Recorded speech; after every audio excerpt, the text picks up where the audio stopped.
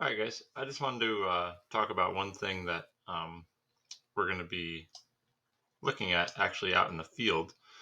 And before we actually go to the field, I just wanted to show you this picture on the screen here of this retreating glacier, which you guys have in your notes. So on this retreating glacier, you have this really big, tall face of the glacier. And obviously we're talking hundreds of feet. And so you have big chunks of ice that fall off and make kettle lakes that you can see in the bottom of the screen down here. Let me get my other pointer. So down in this area, you see the kettle lakes. But this face of the glacier, there's a lot of meltwater coming off of that. And you see in this area, there are some lakes that are being created. Um, some of these lakes are actually created as water plunges over and down into the landscape down below, and it creates what we call a plunge pool. So I just wanted to show you that ahead of time, just in this diagram here. These plunge pools actually are located here in New York State, including Green Lakes, which is where we're going to go next.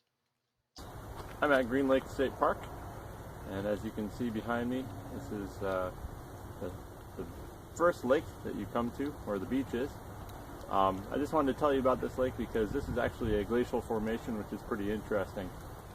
This was actually a plunge pool when the glacier melted.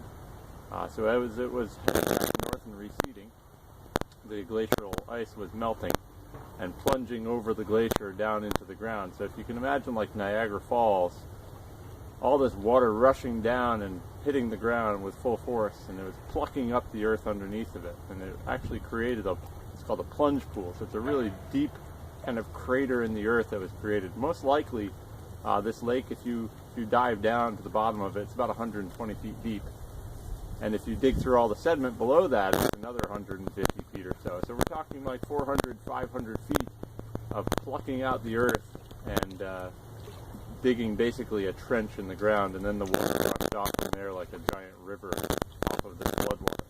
And so Green Lakes is actually part of the glacial retreat of the Pleistocene era from not very long ago. So I just wanted to show you that live, and we'll be talking more.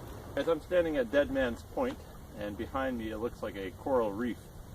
Dead Man's Point is actually a little bit further up Green Lake. And if you actually look down into the water, it looks like a coral reef. It's actually a whole bunch of calcium deposits, and those calcium deposits actually come from the limestone that's below my feet right here. Groundwater, which we're going to learn about next week. Groundwater is coming from the surface, so rain trickles down through the surface, and it runs through the limestone, and as it runs through the limestone, it actually brings calcium out into the water of Green Lake, and that's actually why Green Lakes are green. It's from the calcium deposits that are coming into the water underneath the ground. So behind me is a whole bunch of deposits of that calcium which have built up. It's what we call a precipitate. You guys might remember precipitates when we talked about sedimentary rocks. So precipitates are actually when the calcium becomes really rich and builds up a rock behind me. So we're told not to walk out on that deposit because, well, partially it's fragile, but also it damages the ecosystem. So don't go out on Dead Man's Point, but definitely enjoy it from afar.